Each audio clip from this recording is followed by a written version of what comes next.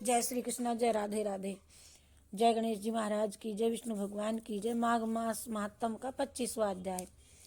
पिशाच पितृरथ की कथा सुनाते हुए महर्षि वशिष्ठ जी ने आगे कहा। पिशाच देहधारी राजा चित्ररथ को बुरी तरह रोते बिलखते तथा विलाप करते देखकर विष्णु भक्त देवदूति ने उसके पास जाकर के पूछा, हे भयंकर आकृति वाले, तुम कौन हो? इस प्रकार तुम दुखी होकर के क्यों रो रहे हो? तुम्हें क्या कष्ट है तथा दुख दूर करने के लिए मैं क्या कर सकता हूँ तुम्हारा? तो पुण्यात्मा देवदूति के इस करुणार्ध वचन सुन करके वह राक्षस दीन भी वाणी में निवेदन करने लगा, हे पुण्यात्मने, मैं घोर पापाचारी और महापापी हूँ। आपके दर्शन प्राप्त कर मुझे ये प्रत्यक्ष अनुभव हुआ है कि मेरे पूर्व जन्म के कृत कुछ पुण्य अवश्य शेष हैं। आप मुझे बड़े भाग्य से मिले हो।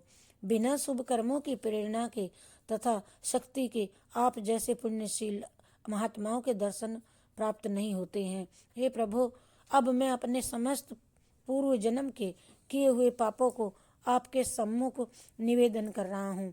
पिशाच ने आगे कहा, हे द्विज श्रेष्ठ, अपने पूर्व जन्म में मैं एक अत्यंत पराक्रमी और संपन्न राजा था।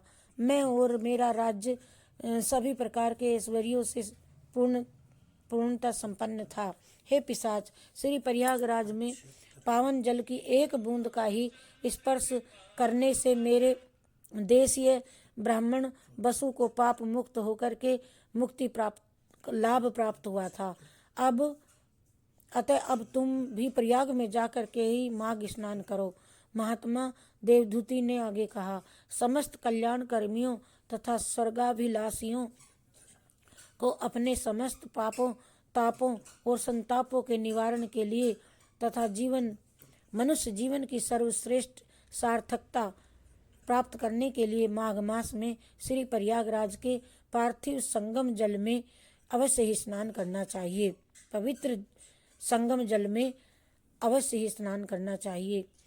यहाँ रह करके ईश्वर भक्ति और दान पुण्य के कृत्यों को अवश्य करना चाहिए और इससे प्रसन्न होकर के भगवान मनुष्यों का हर प्रकार के कल्याण करते हैं, हर प्रकार से कल्याण करते हैं। इति पदम पुराणे माघ महात्म्य में 25वां अध्याय समाप्त। हरि शरणम हरि शरणम हरि शरणम हरि शरणम हरि शरणम हरि शरणम हरि शरणम हरि शरणम।